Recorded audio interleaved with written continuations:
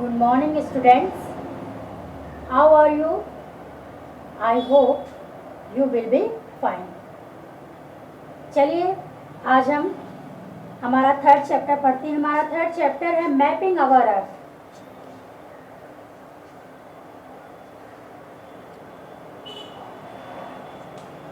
इसमें हम तीन चीज़ों के बारे में पढ़ेंगे: shape of the earth, maps and globes and why do you we need maps.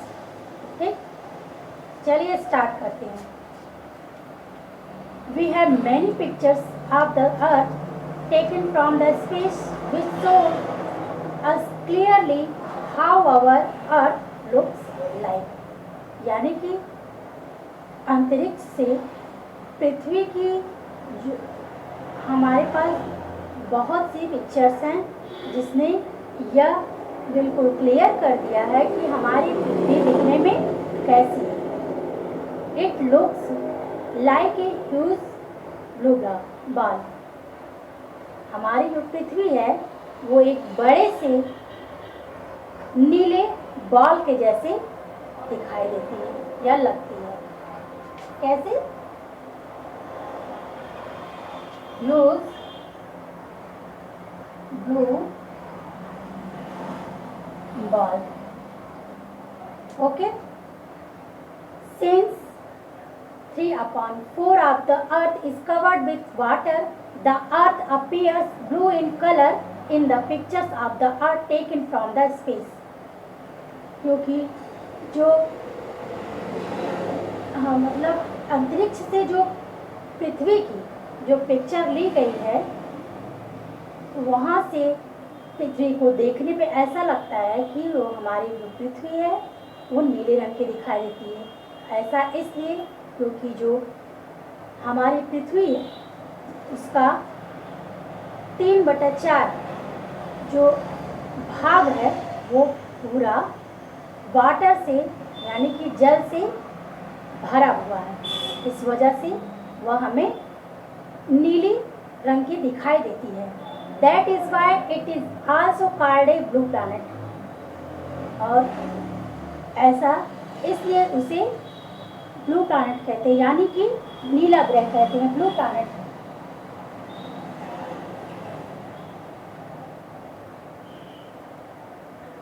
यानी कि इसे नीला ग्रह कहते हैं। चलिए अब हम ग्लोब के बारे में पढ़ेंगे। ग्लोब, ये हमारा ग्लोब है। Because our earth is so big in size, we cannot see the entire earth at one time। क्योंकि हमारी जो पृथ्वी है वह आकार में बहुत बड़ी है, इसलिए एक समय में पृथ्वी के पूरे हिस्से को दिखा पाना बहुत ही कठिन है। ठीक, so we use a smaller model of the earth to study its feature। इसलिए हम ये छोटे पृथ्वी के का मॉडल कहते हैं, जिसे नमूना कहते हैं, उसका हम यूज़ करते हैं उसके स्वरूप को जानने के लिए, समझने के लिए। ठीक है, these models of earth are called globe. और ये जो पृथ्वी का ये मॉडल है इसे क्या कहते हैं? इसे ग्लोब कहते हैं, यानी कि पृथ्वी का छोटा सा नमूना। A globe is the most accurate way to showing the Earth's surface। एक जो ग्लोब है उससे संसार की जो पूरी सतह होती है उसको दिखाने का बहुत ही सटीक यानी कि बहुत ही अच्छा मार्ग है ग्लोब के जरिए। It looks more like Earth since both are around। और यह जो ग्लोब दिखने में बिल्कुल अर्थ की जैसा दिखता है। इसके दो हिस्से हैं, इसके दो पार्ट हैं। घुमाने पे इसके एक तरफ से एक हिस्सा दे और दूसरी तरफ घुमाने से दूसरा पार्ट हमें दिखाई देता है। कहने का मतलब जिस तरह से दोनों ग्लोब के भाग हैं वह बिल्कुल ही पृथ्वी के जैसे दिखाई देती है या दिखती है। It shows exactly how continents and oceans appear on the Earth's curved surface.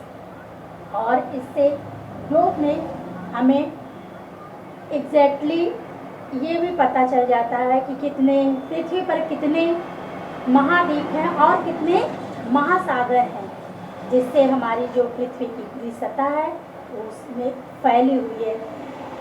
ठीक है। However, all the places cannot be shown on a small globes. किसी भी तरह से अगर हम पृथ्वी के पर ग्लोब से चाहें कि हम पृथ्वी का पूरा हिस्सा देख लें तो ये संभव नहीं है, क्योंकि इसको जानने के लिए हमें मैप की ज़रूरत पड़ेगी। उस मैप के बारे में मैं आपको आगे बताऊंगी। अभी Even a large globe cannot show all the details. और अगर हम ग्लोब को बड़ा भी करके दिखाएं, बड़े ग्लोब में दिखाएं पृथ्वी के सब सरफेस को, तो भी ये दिखा पाना संभव नहीं है। We can look at only one half a globe at one time. एक समय में हम ग्लोब पर पृथ्वी का केवल एक ही हिस्सा देख सकते हैं। We have to rotate it to see its other half. और हमें दूसरा हिस्सा देखने के लिए ग्लोब को घुमाना पड़ेगा, तब हमें दूसरा हिस्सा दिखाई देगा। Moreover, globes are difficult to carry around. अत्यधिक मात्रा में मतलब कहा जा सकता है कि ग्लोब को हर जगह ले जाना, चारों तरफ ले जाना, ये डिफ़िकल्ट है। These problems can be solved by using a map. और इस प्रॉब्लम को सॉल्व करने के लिए हम मैप का यूज कर सकते हैं। चलिए हम आगे मैप के बारे में जानेंगे। Map A map is a drawing of the Earth's surface or a part of it. जो मैप है ये अर्थ का एक पर मतलब खींची गई एक रेखा है, सरफेस है, या एक इसका एक पार्ट है। Map can give more detail than a globe. Globe से मैप से हम अधिक डिटेल में जान सकते हैं ग्लोब के बजाय। A map can show the whole world at a glance, यानी कि क्षण भर में हम मैप में पूरे संसार को हम देख सकते हैं। ए मैप कैन बी बिग और स्मॉल, मैप बड़ा और छोटा हो सकता है।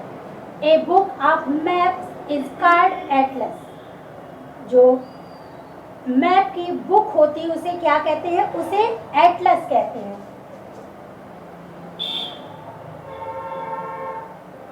उसे क्या कहते हैं? उसे एटलस कहते हैं। ठीक है, यहाँ तक आपने जाना।